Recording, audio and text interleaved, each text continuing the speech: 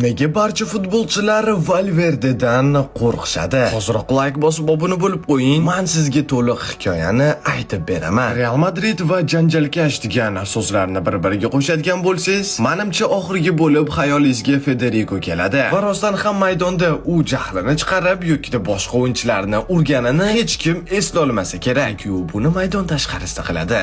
Nima 2022-yilda Urugvaylikning rafiqasi 2 xat bo'lgan va ma'lumotlarga ko'ra uni o'g'li tug'ilmasligi ham mumkin edi. Va shu haqida Villarrealning o'yinchisi Alex Baena ham eshitgan ekan. Realga qarshi o'yinda esa Valverdeni jahlini chiqarish uchun Valverdeni yoniga borib, "Yig'la, seni o'g'ling tug'ilmaydi" deb aytgan ekan. O'yinchi esa o'shatni o'zida uni o'ldirib qo'ymoqchi bo'ldi. Ammo o'yin yakunlanishini kutib parkovkaga borib, u bilan yumshoq qilib aytganda muammoni hal qildi. Bu yerda bu kadrlarni ko'rsatish mumkin emas. To'liq videoni bizni Telegram kanalimizda ko'rsangiz bo'ladi. Xo'sh, sizningcha Valverde to'g'ri ish qildimi?